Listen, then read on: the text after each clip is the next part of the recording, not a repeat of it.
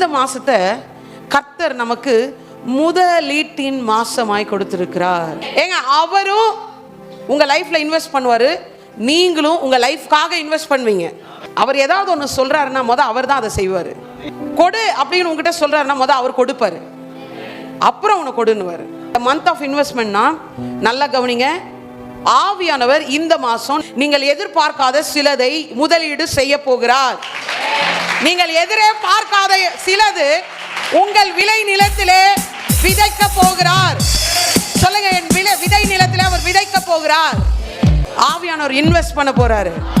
சொல்லுங்க, என் லேண்ட்ல, என் வாழ்க்கையில, என் ஒர்க்ல, என்னுடைய ஊழியத்துல நான் நினைத்தே பார்க்க முடியாத இன்வெஸ்ட்மெண்ட் ஆவியானவர் எனக்காக இன்வெஸ்ட் பண்ண போறார். அவர் உன் நிலத்துல இன்வெஸ்ட் பண்ணுவாரு, அதை வச்சு நீ பல இடத்துல இன்வெஸ்ட் பண்ண போற. ஸோ எனக்கு ஒன்று புரிஞ்சிச்சு, அவர் நம்ம வாழ்க்கையில இந்த மாசம் ஏதோ இன்வெஸ்ட் பண்ண போறாருன்னா அதோடைய கான்சிக்வன்சஸா லாபமும் வெகுமதியும் வரப்போகுதுன்னு அர்த்தம். காட் என் லைஃப்ல இன்வெஸ்ட் பண்ணார்னா அது கண்டிப்பா எனக்கு லாபமாக தான் இருக்கும். ஏன்னா நன்மையான எந்த ஈவும் பூரணமான எந்த வரவும் எங்க இருந்து வருதான்? ஜோதிகளின் பிதாவின் இடத்திலிருந்து வருது.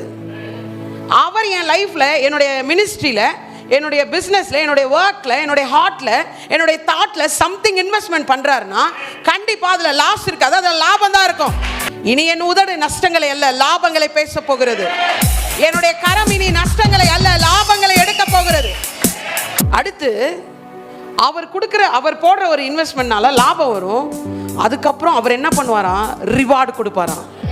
அவருடைய முதலீட்டுக்கு அவரே ரிவார்டு கொடுப்பாராம். என்னங்க கதை இது? நீங்க நம்ம ஆண்டவரை புரிஞ்சுக்கோங்க, அவர் ரொம்ப அழகானவர்.